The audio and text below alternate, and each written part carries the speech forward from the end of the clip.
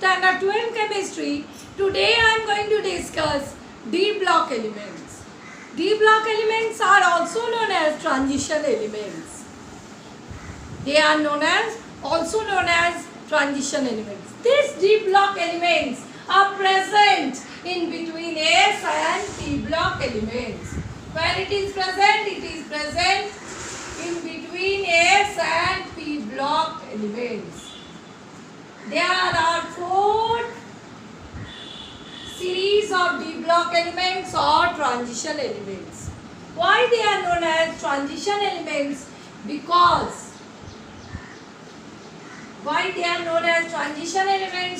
they generally have partially filled d orbitals and they lie in between S and P block elements. So today we are going to discuss about D block elements in the chapter D and F block elements.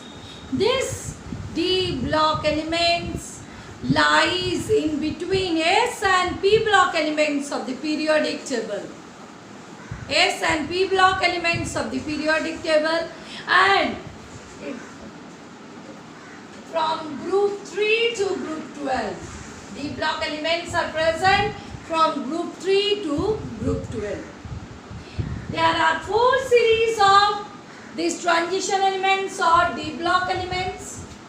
Yes, they are known as transition elements because they lie in between S and P block elements. And why they are known as D block elements? Because they have partially filled d orbital. Yes, I will discuss the electronic configuration of transition elements, and I will let you know that almost all transition elements have partially filled d orbital either in their atomic state or in their common oxidation state. Okay. Now I told almost all transition elements. Since there are 3 transition elements, zinc, cadmium and mercury. Zinc, cadmium and mercury. Zinc, cadmium and mercury.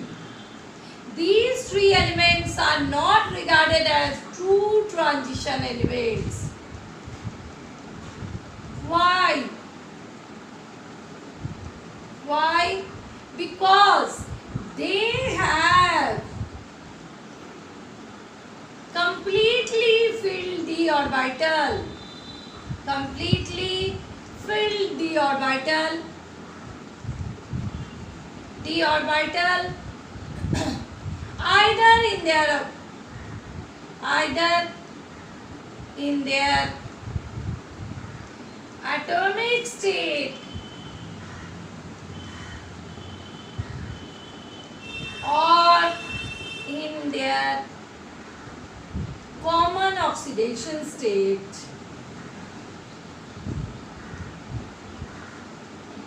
Common oxidation state.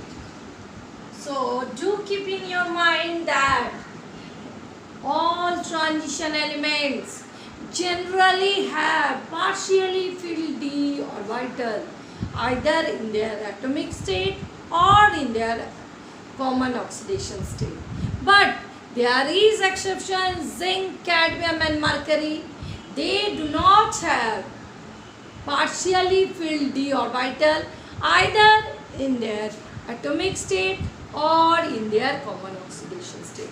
They have completely filled d orbital in their atomic state and in their common oxidation states also. So generally a reasoning question is asked, why zinc, cadmium and mercury are not regarded as true transition elements?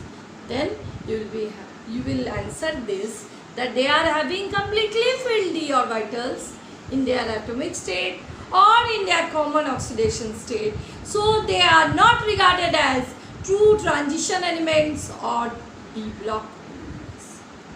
Okay. Now let us discuss these 4 series. See, first series starts from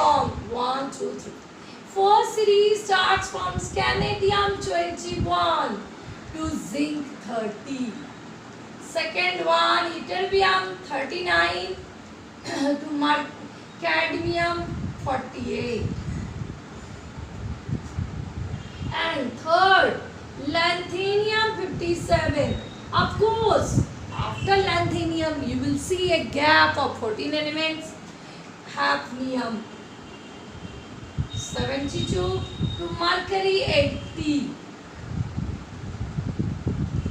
And fourth transition series here also, it starts from actinium 89, and after that there are 14 elements which could not be adjusted in this main periodic table. They have been shown in the separate block. Rutherfordium 104, and after that it is incomplete. Yet some new elements are to be discovered in this new series. So what are these four series of transition elements? 3D series, 4D series, 5D series and 6D series. Why they are named as 3D, 4D, 5D, 6D? That also I will be discussing. First of all, we will be studying the general electronic configuration of transition elements. General electronic configuration of transition elements is n-1 d 1 to 10 ns 1. Sometimes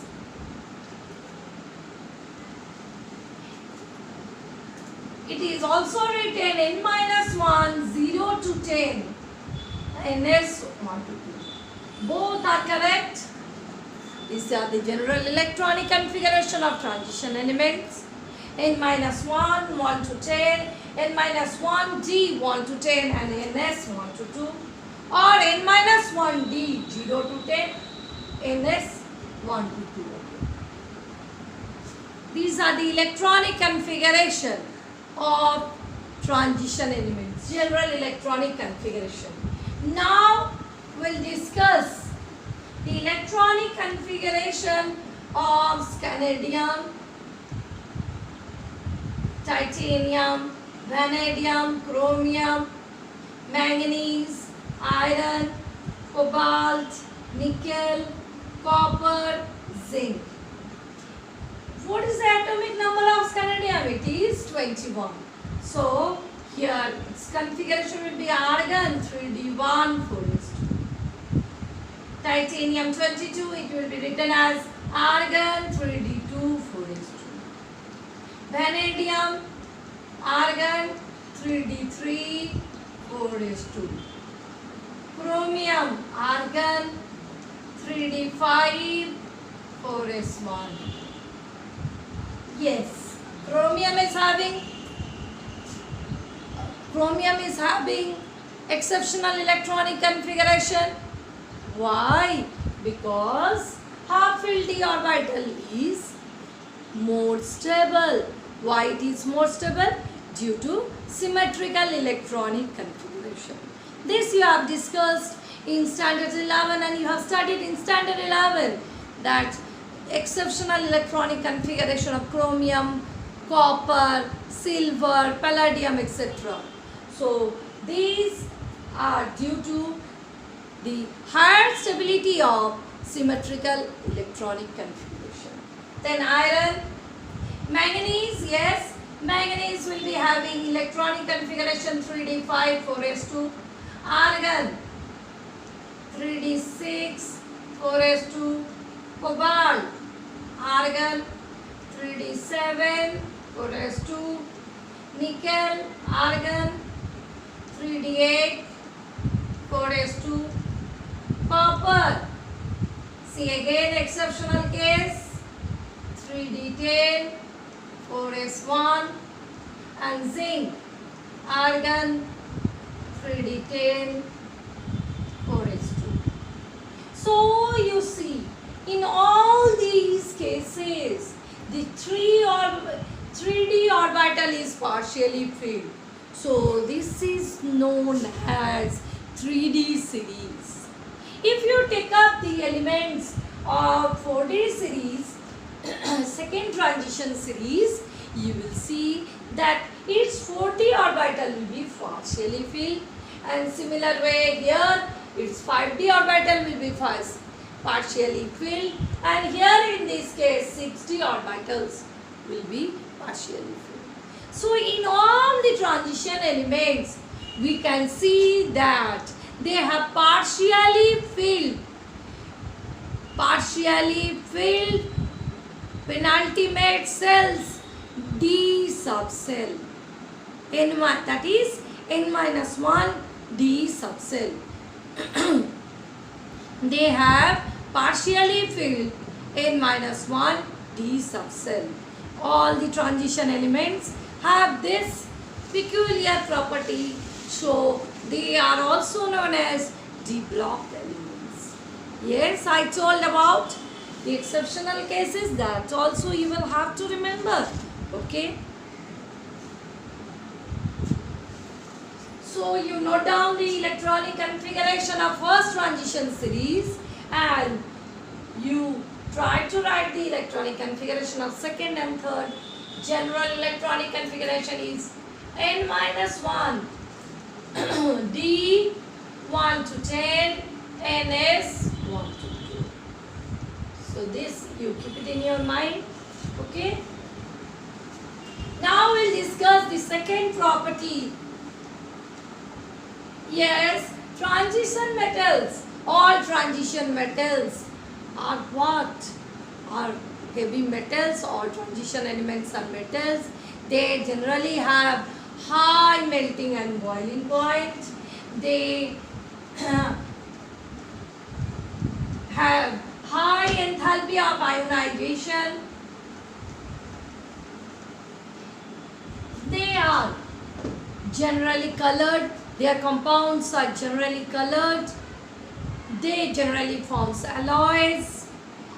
Then they are generally paramagnetic. However, there are some transition elements which are diamagnetic and they are good catalysts.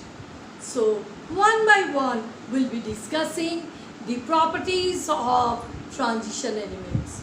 First of all, let us discuss the physical property, one of the physical periodic property, that is atomic radius. Yes, atomic radius. Atomic radius. Generally, when we move from left to right in the periodic table, what happens? Atomic radius decreases. Atomic radius decreases. Why that decreases? Because of increase in effective nuclear charge. Here we'll study the atomic radius trend of first transition series.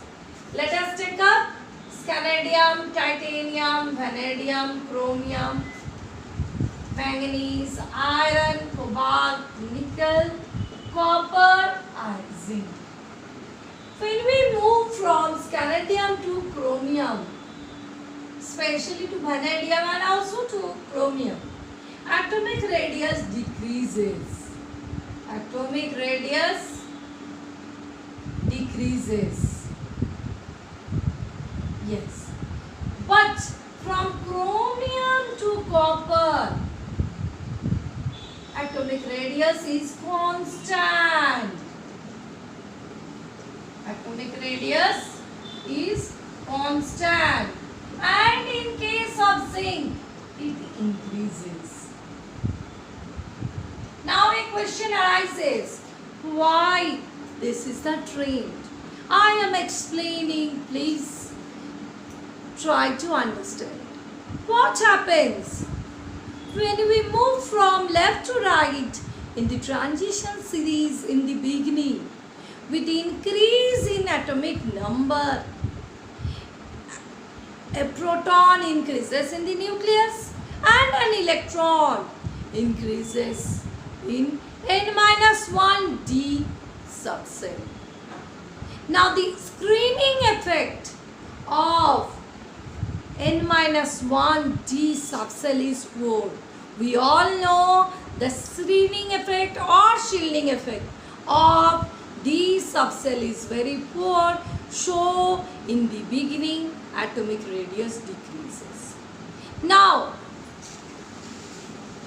when we reach chromium, what happens? It's d orbital. You see the configuration of chromium. I hope all of you remember. Its configuration is argon 3d5 4s1 and this manganese 25. What is this configuration? Argon 3d5 4s2. See, once the d orbital is half filled, the shielding effect of d subcell also increases. So it almost compensates the increase in nuclear charge effect. What I am telling in the beginning, nuclear charge effect increases, so effective nuclear charge increases. But as the d orbital is half filled, the magnitude of screening effect also increases and it almost compensates the increase in nuclear charge effect. So effective nuclear charge almost remains constant. And at last, what happens in case of zinc? Its d orbital is completely filled. So again screening effect increases. So the atomic radius increases. Okay? So all of us, I hope, remember effective nuclear charge. Effective nuclear charge is equal to nuclear charge effect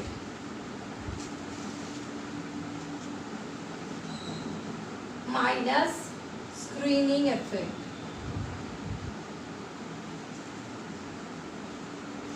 So in the beginning, effective nuclear charge increases, so atomic radius decreases. In the middle, effective nuclear charge almost becomes constant, and at last, yes, we'll discuss oxidation state, but before that, we'll be discussing the trends of atomic radius down the group. Yes, we all know that down the group atomic radius increases. When we move from 3d to 4d series, then atomic radius increases. When we move from 3d to 4d series, atomic radius shows the same general trend, that is, it increases. But when we move from 4d to 5d series, the atomic radius decreases. Oh, sorry, decreases not, remains almost same. Here it increases, but here it remains almost same. Why that is so? That is due to lanthanide contraction. Yes, in 4d series, in 5d series, we can see that after lanthanum 57, there is gap of 14 elements. In between lanthanum 57 and hafnium 72. These 14 elements could not be adjusted in the main periodic table. These are known as lanthanides. In these elements, the last electron enters into n-2f subcell, which has very poor screening effect. So, when we move from left to right in lanthanide series, the atomic radius decreases. This regular decrease in atomic or ionic radius in lanthanide series is known as lanthanide contraction. And due to this lanthanide contraction, the elements of 3D and 4D series have almost similar atomic radius. Here you see ytterbium 39, then zirconium 40.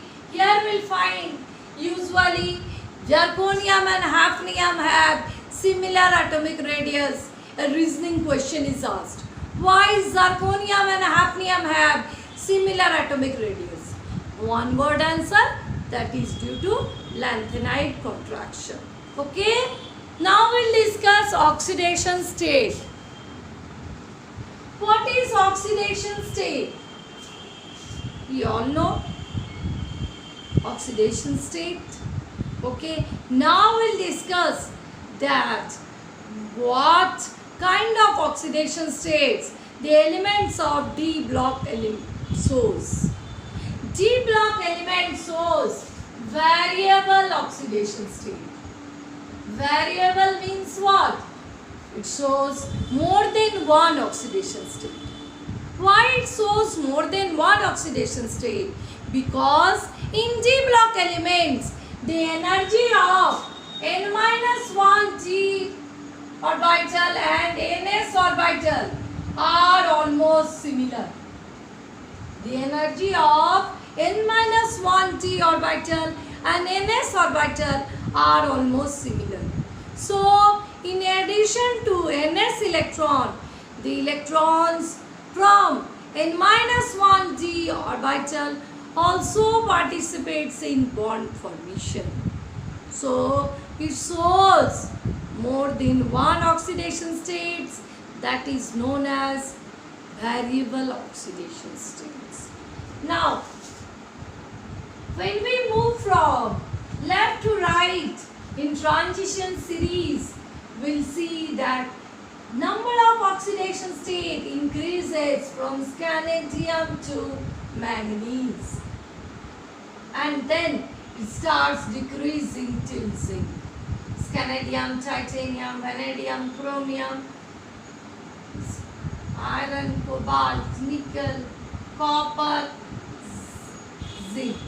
So, when we are moving from left to right, we see that the number of oxidation states increases from left to right, and it is maximum in case of manganese. Manganese shows +7 oxidation states also.